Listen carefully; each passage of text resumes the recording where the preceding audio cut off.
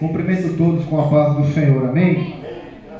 Os irmãos que têm a sua Bíblia, abram no Evangelho de Lucas, capítulo 7. Evangelho de Lucas, capítulo 7. Estamos felizes por mais um dia que o Senhor nos concede para cultuarmos, adorarmos, meu Deus, e ouvirmos a sua palavra. Amém. Tenha certeza disso, irmão, irmã, jovem, crianças e todos que aqui estão nessa noite. Estamos no lugar certo, no lugar onde Deus fala. Estamos no lugar onde Deus fala e fala pela sua santa e gloriosa palavra. Evangelho de Lucas, capítulo 7. Uma história muito conhecida, diz a palavra de Deus. Meu Deus, meu Deus. No verso de número 1, o título é: Jesus cura o servo de um centurião. Amém. E, depois de concluir todos esses discursos perante o povo, entrou em Cafarnaum. E o servo de um certo centurião, a quem este muito estimava, amava, gostava, estava doente e moribundo. E, quando ouviu falar de Jesus, enviou-lhe uns anciãos dos judeus, rogando-lhe que viesse curar o seu servo. E chegando eles, os anciãos, junto de Jesus, pediram-lhe, rogaram-lhe muito, dizendo: é digno de que lhe concedas isto, porque ele ama a nossa nação, e ele mesmo nos edificou a sinagoga, ou uma igreja, um lugar para nós cultuarmos a Deus. E foi Jesus com eles, mas quando já estava perto da casa, enviou-lhe o centurião, ou o capitão de 100 soldados dos romanos, uns amigos, dizendo-lhe: Senhor, não te incomodes, porque não sou digno de que entres debaixo do meu telhado, e por isso nem ainda me julguei digno de ir ter contigo. Dize, porém, uma palavra, e o meu criado sarará. Porque também eu sou homem sujeito à autoridade, e tenho soldados sob o meu poder. E digo a este: vai, e ele vai, e ao outro: vem, e ele vem, e ao meu servo: faze isto, e ele o faz. E, ouvindo isso, Jesus maravilhou-se dele, e, voltando-se, disse à multidão que o seguia: digo-vos que nem ainda em Israel tenho achado tanta fé. E voltando para casa, os que foram enviados acharam são o servo que estava doente, enfermo, moribundo. Amém? Acharam ele curado. Vamos orar. Inclina a sua cabeça. Senhor, nosso Deus e nosso Pai, glorifica o teu Filho Jesus nessa noite por esta palavra, Senhor. Pelo poder do teu Espírito Santo penetra nos nossos corações, revela os teus mistérios, revela o poder e as riquezas e tesouros que estão escondidos e encobertos na revelação bíblica da palavra do Senhor para nós.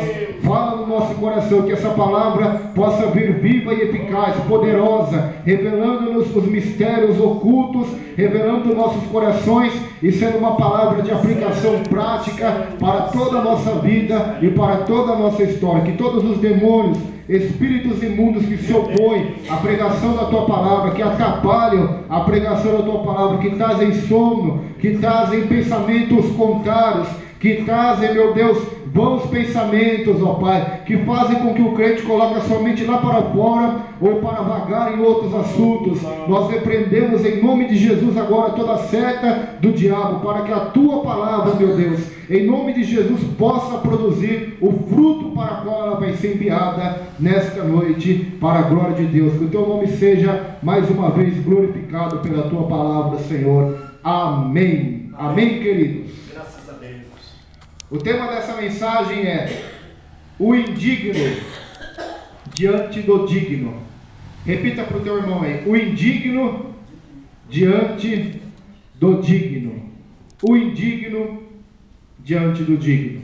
Depois nós vamos ver o porquê desse tema. A palavra de Deus diz que depois de Jesus concluir o sermão da planície, pois no Evangelho de Mateus nós vemos o sermão da montanha, onde Jesus sobe numa montanha e prega o seu sermão e ensina a multidão. E esse aqui, que a Bíblia está dizendo que ele acaba de concluir o Meu sermão Deus, da planície. meu Deus, No lugar plano, meu Deus. onde havia uma multidão, ele prega um sermão semelhante ao sermão da montanha, com muitos versículos quase iguais ou totalmente iguais. E ele ensina a multidão a palavra de Deus. E depois de tudo isso, ele vai para a cidade de Cafarnaum. E lá na cidade de Cafarnaum havia uma obra de Deus a ser realizada. A Bíblia diz que havia um centurião. Quem era o centurião? Para os irmãos entenderem o que Deus quer nos falar nessa noite. A palavra de Deus diz que Jesus ele não veio para os romanos, também não veio para os brasileiros, não veio para os americanos, para os japoneses, nem para os chineses. A Bíblia diz em João capítulo 1 que ele veio para os que era seu. Quem eram os seus?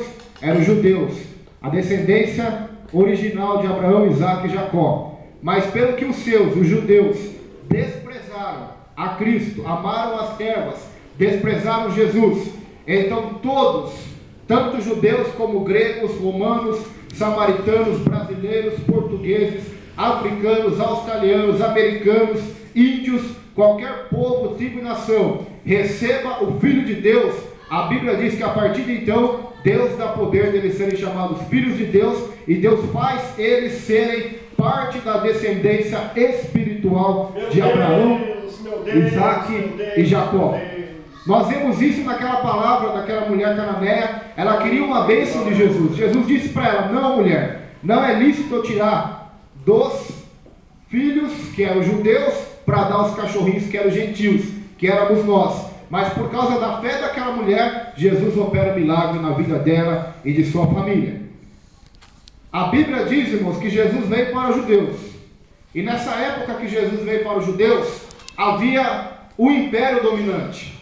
Esse império dominante era o Império Romano. Eles dominavam de leste a oeste, de norte a sul. Dominavam parte da Ásia Menor, parte da África, Egito e grande parte da Europa. Eles dominavam. Quem dominava eram os imperadores, os Césares, Nero, Domiciano e tantos outros que passaram pelo Império Romano. Eles dominavam o mundo antigo. Até na terra palestina, na terra de Israel, dos judeus, havia governantes a mandato do imperador. Havia ali Herodes para comandar uma província e havia Pilatos para comandar outra província, que eram mandados pelo próprio imperador de Roma, a qual também tinha os seus soldados, as suas legiões, os seus soldados que faziam o seu trabalho. Qual era o trabalho dos soldados romanos? Manter a paz romana em todo o mundo, manter o controle. Eles reprimiam e acabavam com qualquer tipo de rebelião. Se eles soubessem que um povo estava tentando se rebelar contra Roma, automaticamente o imperador enviava as suas legiões,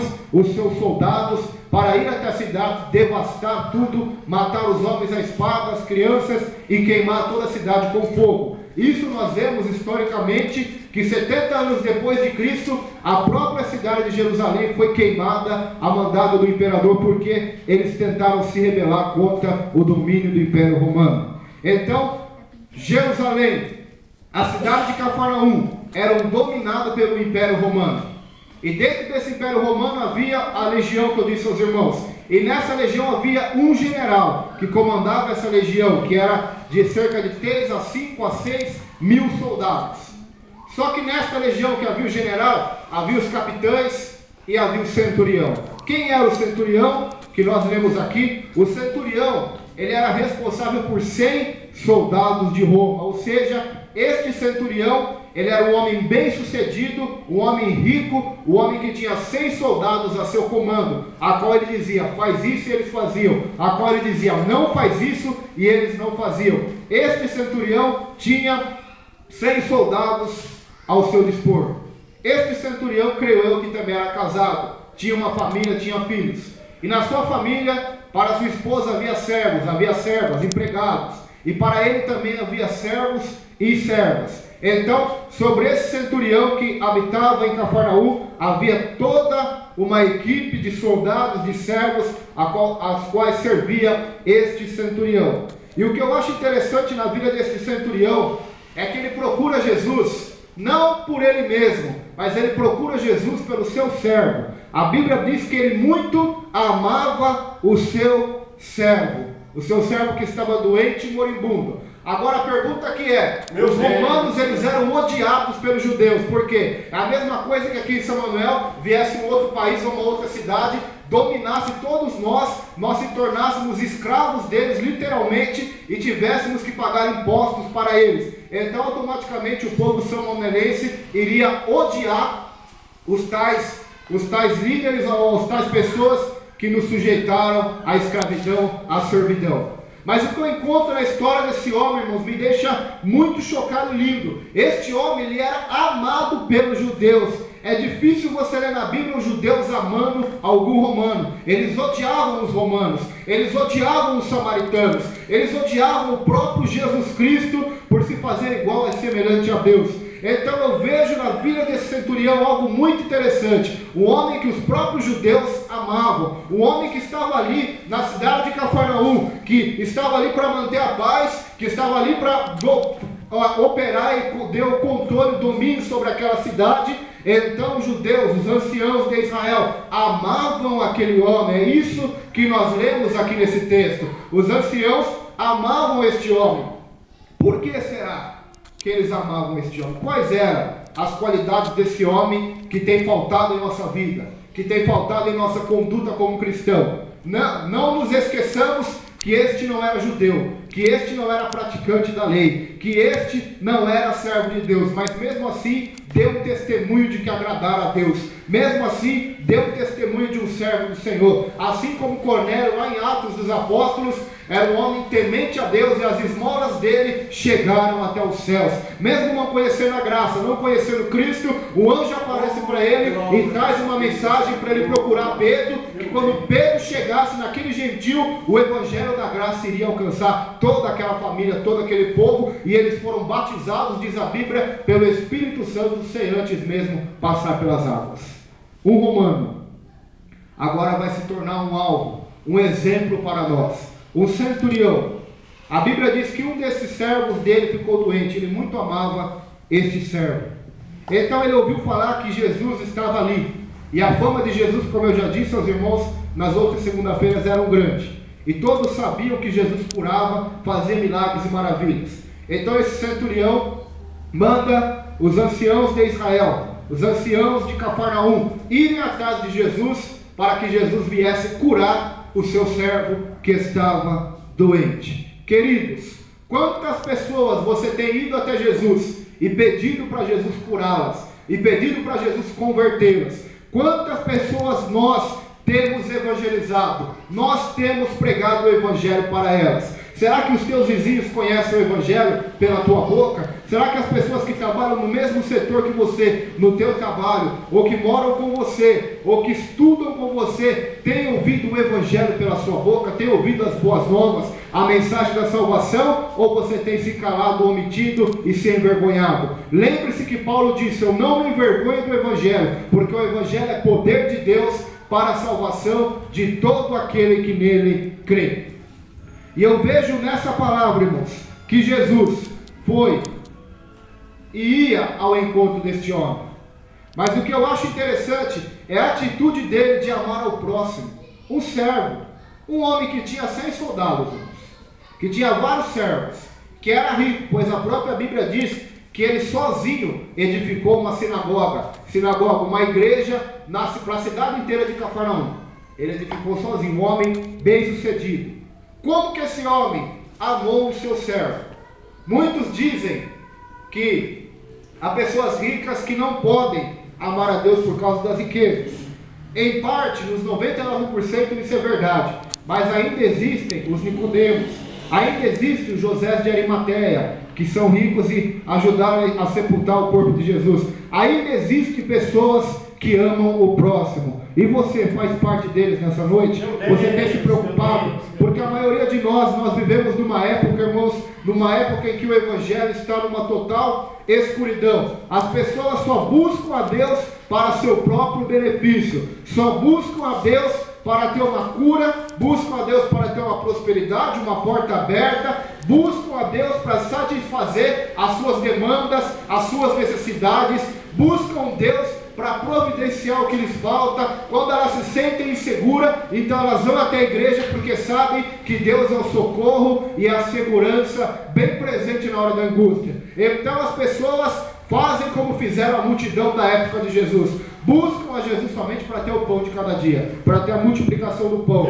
Mas quando Jesus manda elas se alimentarem do pão vivo, elas começam a dizer: duro é esse discurso, e vão embora, porque não querem compromisso com Jesus, compromisso com o reino de Deus e a sua justiça, compromisso com a igreja, compromisso com as almas. Elas querem somente a bênção de Deus e não o Deus da bênção. Elas querem o milagre de Deus, mas não o Deus de milagres. Elas querem a cura de Deus, mas não o Deus que cura. Elas querem a solução de Deus, mas não querem ter Deus como seu amigo, como seu íntimo, como seu aliado, como seu Senhor e como seu Salvador. Assim é o retrato da igreja atual: uma igreja interesseira, egoísta, que só busca a Deus para satisfazer as suas necessidades. Por isso nosso irmão Tiago disse: pedi e não recebeis, porque pedis mal. Quando vocês pedem e oram, vocês buscam somente para ter os seus próprios interesses e prazeres.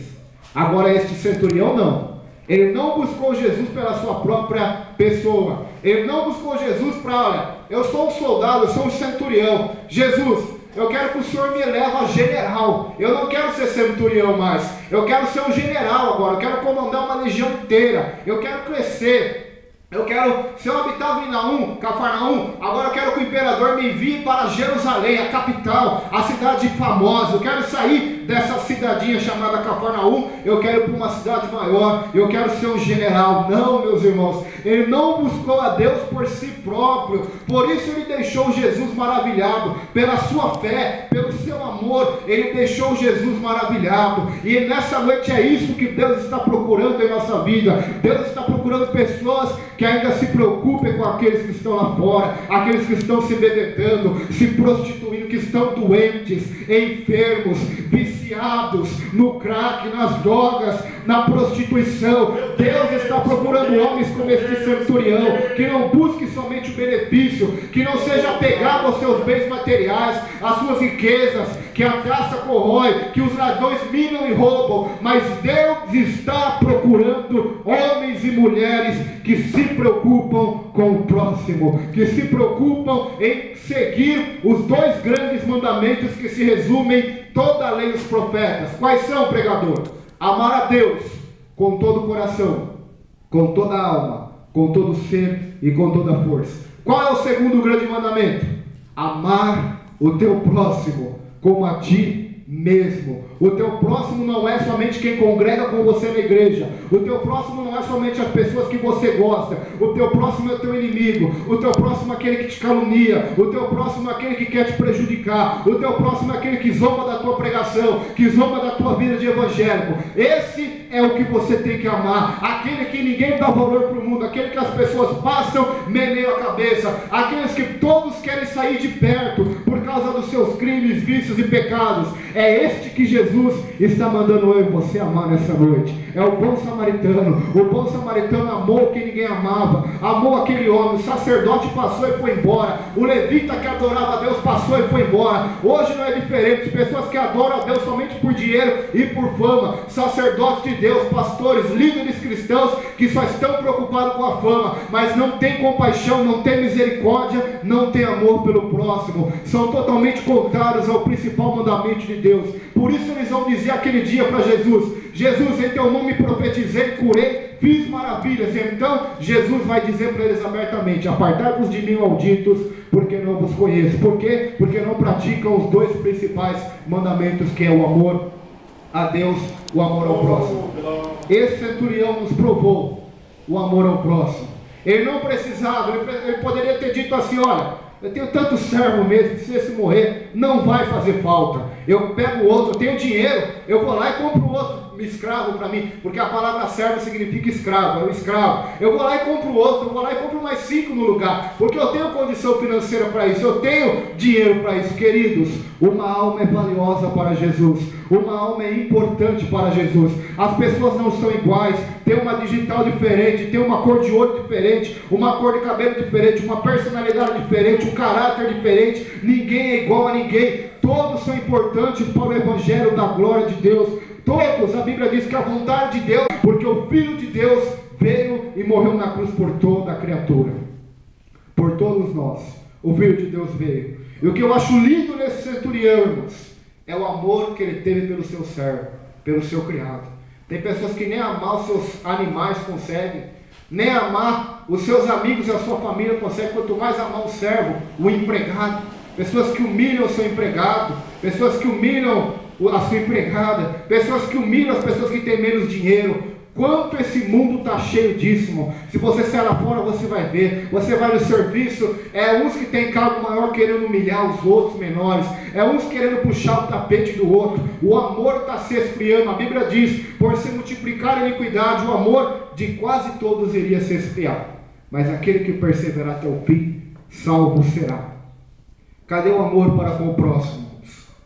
Ainda que eu fale língua dos anjos, ainda que eu profetize, ainda que eu cure, que eu dê todos os meus bens aos pobres, que eu dê meu corpo para ser queimado, que eu conheça todos os mistérios, se eu não tiver o amor, eu nada serei, disse o apóstolo Paulo. O amor tudo crê, o amor tudo suporta, o amor tudo sofre, o amor tudo espera, o amor é paciente, é caridoso, não se orgulha, não se ufana, não se ensoberbece, não arde em ciúmes.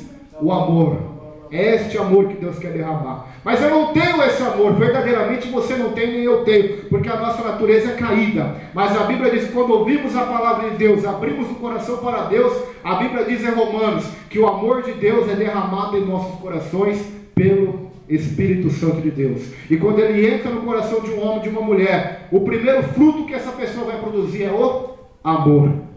Gálatas diz, o primeiro fruto do Espírito é o amor.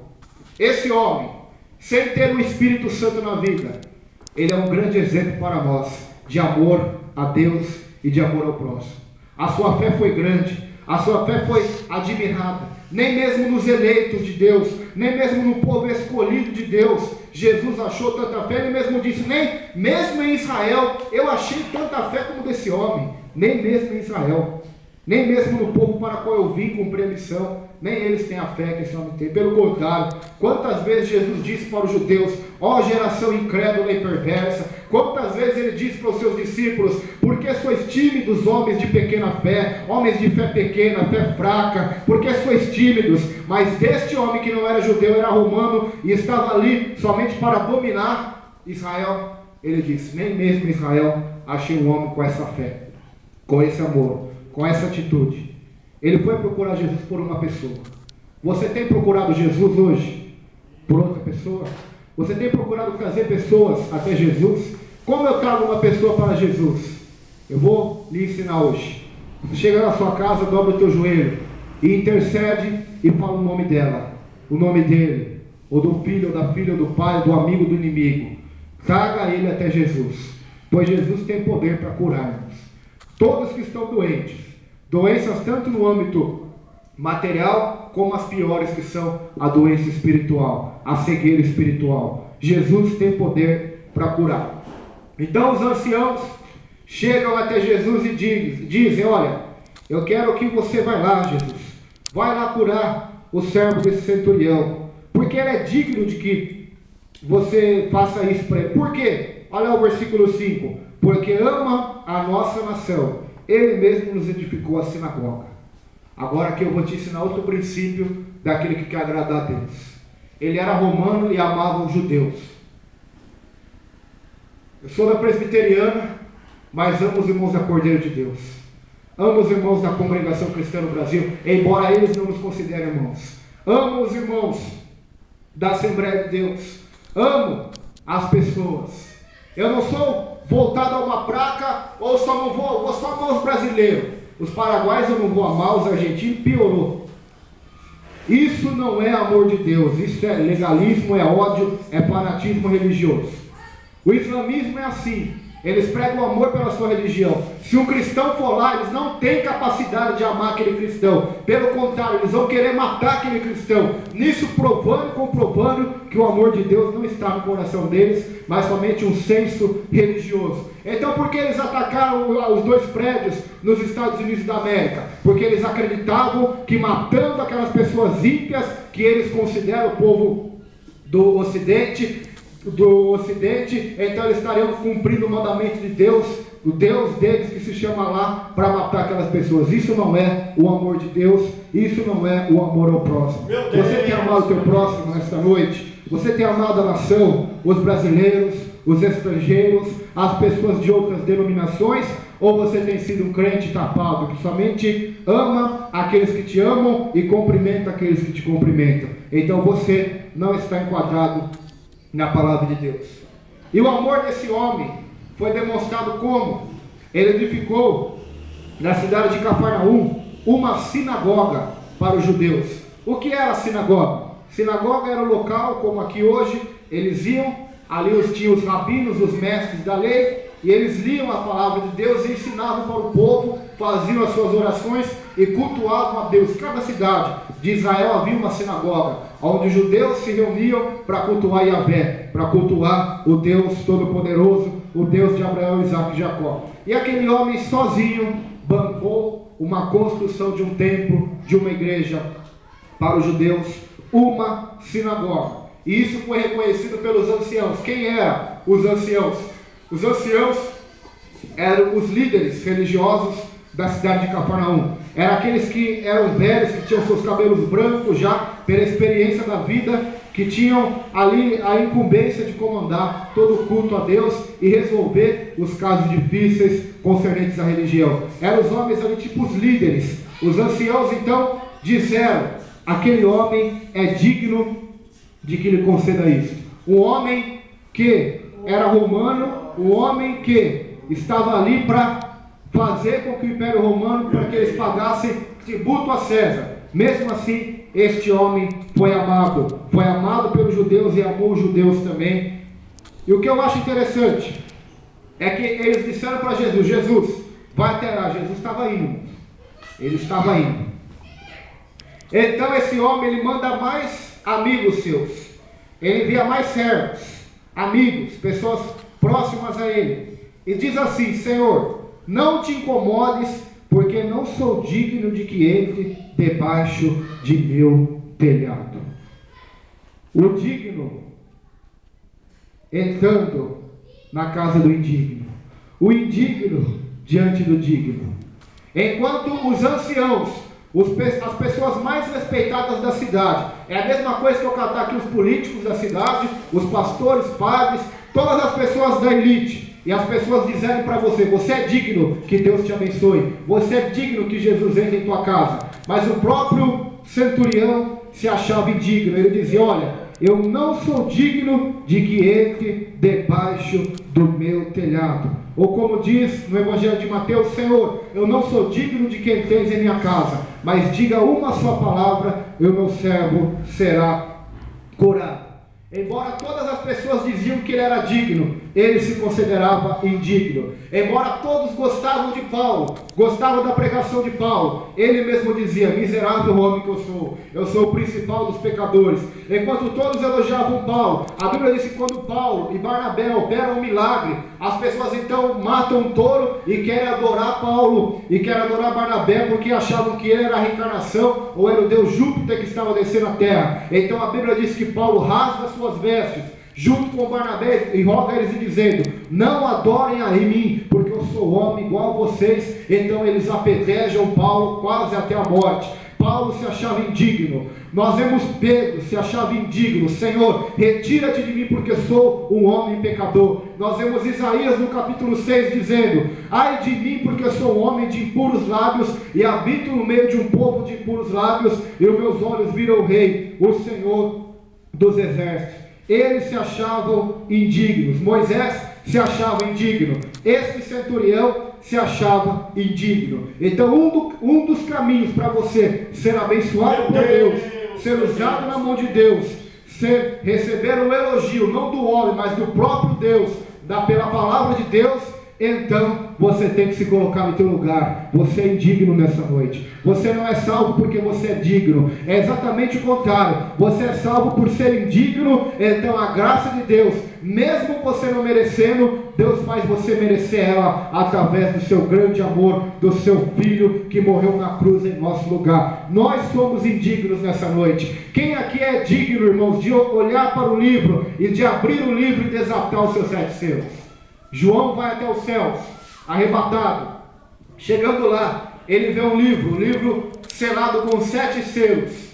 E não via ninguém na terra, nem no céu, nem debaixo da terra, digno de abrir o livro, nem de olhar para ele. E eu, disse João, chorava muito. No céu ele estava chorando, imagina só. O céu não é lugar de lágrimas.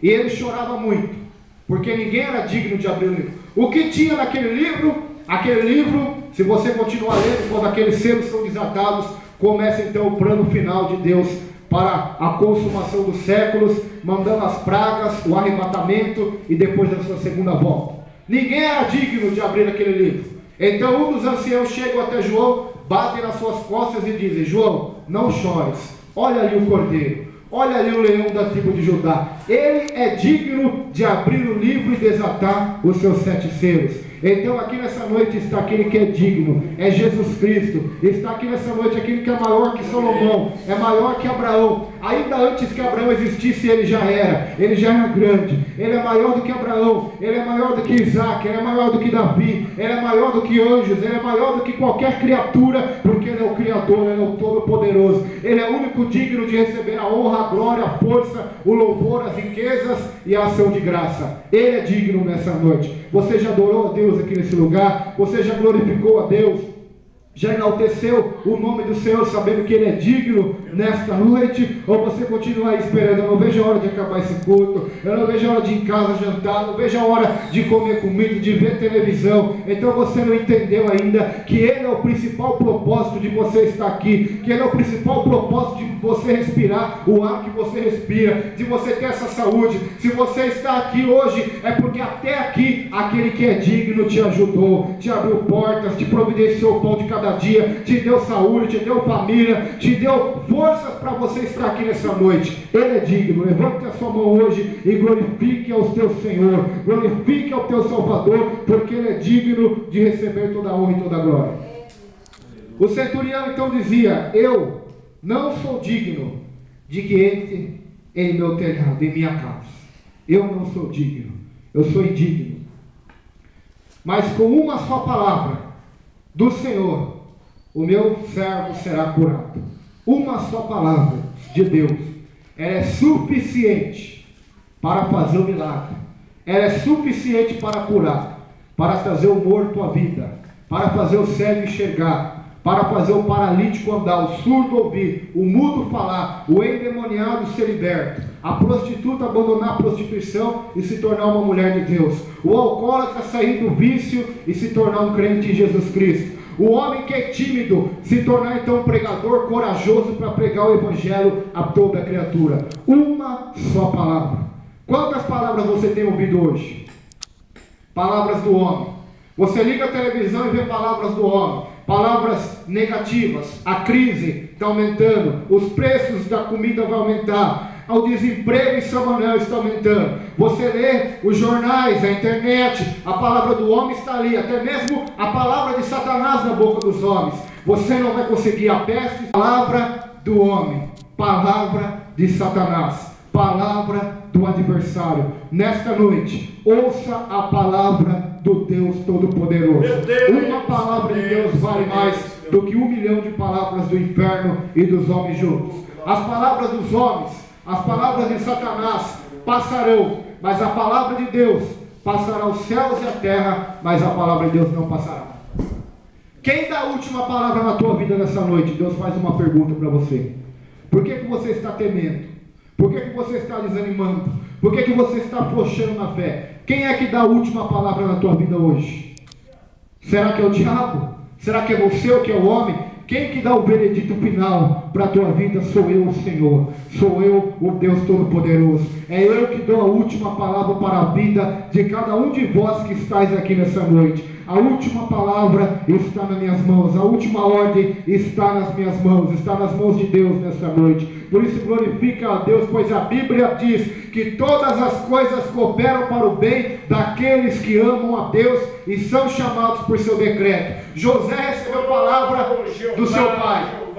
Você é um sonhador, você quer ser maior do que eu, sua mãe e seus irmãos? Seus irmãos deram uma palavra a José: José, você não vale para nada, vamos vender você como escravo, vamos matar você. A mulher de Potifar: você é um adúltero, você deu em cima de mim uma palavra de calúnia, uma palavra de mentira. Mas o que prevaleceu na vida de José, meus irmãos, quando ele estava no Egito, foi a palavra, o propósito, o sonho de Deus na vida de José. E o que vai prevalecer, o que vai vencer, triunfar na nossa vida é a promessa, é a palavra, é a vontade de Deus e não a nossa. Aleluia. Pai nosso que estás no céu, santificado seja o teu nome, venha o teu reino e seja feita a tua vontade, se cumpra a tua palavra tanto no céu como na terra em minha vida. É a palavra, irmãos, que vai prevalecer, é o poder da palavra, uma só palavra. O apóstolo pescou a noite inteira, não conseguiu nada, mas ele disse para Jesus quando volta no meio do mar de novo: segundo a tua palavra, Jesus, nós vamos lançar a rede. Então quando eles lançam a rede, segundo a palavra de Deus, a multiplicação de peixes e a pescaria então é multiplicada, porque foi pela palavra de Deus, meus irmãos. O salmista disse: a tua palavra eu guardei no meu coração para não pecar contra ti. Jesus disse: nem só de pão viverá o homem, mas de toda a palavra que sai, que procede da boca de Deus. Quer ser um cristão forte? Quer ser um cristão saudável? Quer ter força? Quer ter argumento para dobrar os teus joelhos e orar com Deus e passar horas em oração? Conheça a palavra, viva a palavra, pregue a palavra, leia a palavra, ouça a palavra, coma a palavra, se alimente dela, beba das águas da palavra de Deus nessa noite, porque a fé vem pelo ouvir a palavra de Deus. Você veio no lugar certo hoje, porque quando você está ouvindo essa palavra, Deus está colocando fé em teu coração, e essa fé em teu coração vai gerar em você uma atitude, uma oração de atitude, onde você vai orar baseado na palavra de Deus que você está ouvindo hoje. Então Deus vai ouvir a sua oração e pela própria palavra dele, ele vai executar a bênção, a vitória, a graça e o poder na sua vida. O poder da palavra nessa noite.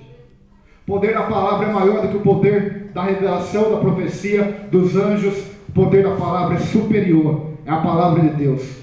Eu faço uma pergunta para os irmãos: como que Deus criou os céus e a terra? Alguém que sabe? Como que Deus criou os animais, os peixes, as aves, as florestas? Como Deus criou? Pela sua palavra. Disse Deus: haja luz, houve luz. E viu Deus que a luz era boa e fez separação entre trevas e luz. A luz chamou de dia, as trevas chamou de noite. E se Deus dizer para você hoje: haja luz na vida daquele servo, haja luz na vida daquele servo, haja luz no meio daquela família, haja luz no meio daquele casamento, haja luz no meio daquele trabalho, haja luz. Você está pronto hoje para receber a palavra de autoridade de Deus? Mas não tem nada na minha vida, como que vai acontecer essas coisas? Também não existia nada, e pela palavra Deus fez tudo. O invisível se tornou visível, o que era irreal se tornou real. Sara não podia ter filhos, era impossível, ela já estava velha, o seu ciclo já tinha acabado, Abraão já estava velho, mas pela palavra de Deus houve o milagre, houve o poder para gerar um filho, porque a palavra de Deus, ela gera vida, gera milagre, cria coisas inexistentes, porque este é o poder da palavra do meu Deus, da palavra do teu Deus nessa noite. Por isso você deve amar ouvir a palavra de Deus, você deve amar sentar aí na sua cadeira e se alimentar das palavras de Deus, porque é por ela que você é forte. João disse para a juventude: como que uma juventude, uma mocidade é forte na igreja hoje? Pela palavra. Jovens, sois fortes e tendes vencido o maligno, porque a palavra de Deus permanece em vós. Quer ser forte? Permaneça na palavra de Deus. Quer ser discípulo de Jesus? A Bíblia diz: vocês serão meus discípulos se permanecerem na minha palavra, no Evangelho de João. E esse centurião, ele reconhecia o poder da palavra. Meu Deus! Ele reconhecia meu Deus, também meu Deus. o poder da autoridade. Qual era o poder da autoridade? O próprio centurião disse: olha, eu sou homem sujeito à autoridade. Ou seja, eu sou sujeito aos meus generais, aos meus maiorais. E também tenho homens, soldados, sobre o meu poder, sobre a minha autoridade. E digo a esse: vem, e ele vai vir. Digo para aquele outro: faze aquilo, e ele vai fazer. Disse ao meu servo: faze isso, que ele faz. Então esse centurião reconhecia um princípio que nós devemos reconhecer: o princípio de autoridade. Qual é a autoridade na família pela Bíblia? A sociedade atual despreza a Bíblia, é bem verdade. A televisão, a cultura despreza a Bíblia. Mas qual é a autoridade na família, de acordo com a Bíblia? É o pai e a mãe. Quem deve obedecer a autoridade? Os filhos. Honra teu pai e tua mãe, obedece teu pai e tua mãe, para que te vá bem na terra do Senhor. Marido e mulher, quem é a autoridade? O homem é o cabeça. A mulher deve se sujeitar ao seu marido. Então o homem é a autoridade. Na igreja, quem é a maior autoridade? É o pastor. No caso aqui, o pastor Josué, o anjo desta igreja. Pode vir qualquer pastor de qualquer terra, por mais grande que seja, conhecido e faça milagres. Se ele vir aqui, a autoridade não vai estar sobre ele, vai estar sobre o pastor Josué. E depois, presbíteros, obreiros, e assim sucessivamente. Na escola, quem é a autoridade? É o professor. No trabalho, é o patrão. Então, autoridade, irmãos, é poder. Quem está sujeito à autoridade está debaixo do poder de Deus. Está debaixo da graça de Deus. Meu Deus. Sujeito à autoridade do Senhor. Quem reconhece essa questão de autoridade, então reconhece e conhece o poder do Evangelho de Jesus.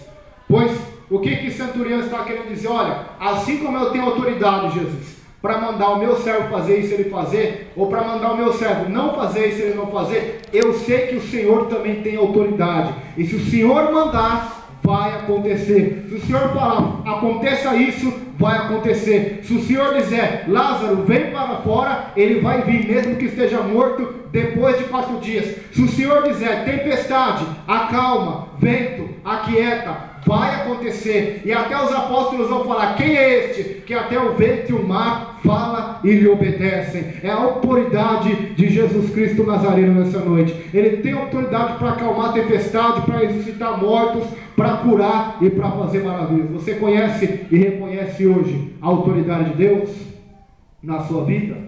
Pois nós estamos aqui, irmãos, debaixo da autoridade superior, a autoridade de Deus. Todos aqui. A sua vida não é sua. Eu dou 2 provas para cada um aqui que a sua vida não é sua. A primeira é que você não escolheu o dia para você nascer. Você não escolheu. Você não escolheu a família para você nascer também. Você não escolheu a cidade para você nascer, nem o povo que você ia nascer. Talvez você poderia ter nascido lá na Somália, na África, ou lá nos Estados Unidos. Quem escolheu você para você nascer? Aonde você nasceu, na família que você nasceu? Autoridade superior, Deus. E o dia da sua morte, você vai escolher? Também não. Você não sabe o dia nem a hora. Quem que vai determinar? A autoridade superior, a autoridade todo-poderoso. Então nós devemos reconhecer isso, irmãos, que estamos debaixo da autoridade de Deus. E quando Ele manda em nossas vidas, acontece. Versículo 9. E ouvindo isso, Jesus maravilhou-se dele. Voltando-se, disse à multidão que o seguia: digo-vos que nem ainda em Israel tenho achado tanta fé. E voltando para casa, os que foram enviados acharam são o servo enfermo. Aquele centurião se preocupou com o homem que ele nem precisaria ter se preocupado. Jesus foi lá e pela palavra ele curou aquele homem à distância. Foi feito conforme a fé daquele centurião. Deus agiu conforme a fé dele. Porque tem pessoas, pastor José, que precisaram tocar em Jesus para ser curadas. Tem pessoas, como é o caso de Jairo, que precisou que Jesus fosse até a casa dele para ressuscitar a filha dele. Tem pessoas que, como Bartimeu, precisou clamar e que Jesus chamasse ele para estar frente a frente com Jesus. Mas o que eu acho lindo nesse centurião é que ele não precisou ver Jesus face a face, não precisou nem dialogar com Jesus. Ele precisou somente de uma coisa: na fé na palavra de Jesus. Uma só palavra e o milagre aconteceu. Então não precisa eu ir lá na tua casa, não precisa você querer fazer a obra de Deus, querer converter a pessoa na força, converter a pessoa no argumento filosófico. Não. O que precisamos? A palavra. Palavra de Deus. A oração diante de Deus. O clamor diante de Deus. É Deus que vai estar naquele coração duro, naquele coração rebelde, naquele coração desobediente a pai e mãe, desobediente a autoridades, desobediente a tudo, entrega seus próprios prazeres. É Deus, pela palavra, que vai converter o coração de pedra em coração de carne. Vai converter, vai dar um novo espírito, vai dar um novo pensamento, vai escrever as leis dele na mente e vai colocar os mandamentos na tábua do coração, como diz a palavra de Jeremias. Porque este é o poder do meu Deus, nem por força, nem por violência, mas pelo meu espírito que age pela minha palavra nesta noite. Palavra de Deus, irmãos. Você sabia, irmão, que você pode dobrar o teu joelho aqui agora e orar por pessoas lá do Japão e pela palavra de Deus elas serem abençoadas? É o poder de Deus, irmão, o poder da palavra. Deus é todo poderoso, é onipotente, é onipresente, é onisciente. Tem todo o poder, está em todos os lugares ao mesmo tempo e conhece todas as coisas. Então, pelo poder da palavra de Deus, o milagre acontece. E nem mesmo Israel, ele achou tanta fé como foi deste homem. É isso que você tem que colocar em seu coração nessa noite. Ter uma vida com Deus. Não somente vir na igreja um culto. Eu vou hoje na igreja lá e Deus vai mudar toda a minha vida. Não. Não é somente um culto que Deus mudará toda a nossa vida. Mas é nossa vida diária com Deus, na nossa casa, lendo a palavra, orando, louvando a Deus, na igreja, no trabalho. É todos os dias servindo a Deus, amando o próximo, que o poder da palavra cada vez mais vai se aperfeiçoar em nós, vai agir e fazer um milagre em nossa vida. Está faltando aquele dia a qual você não via a hora de ir na casa de Deus. Você não via a hora do dia passar para estar à noite na casa de Deus. E quando você sentava aí, você não via a hora de parar. Você não via a hora de ir embora, porque você tinha prazer nas coisas de Deus.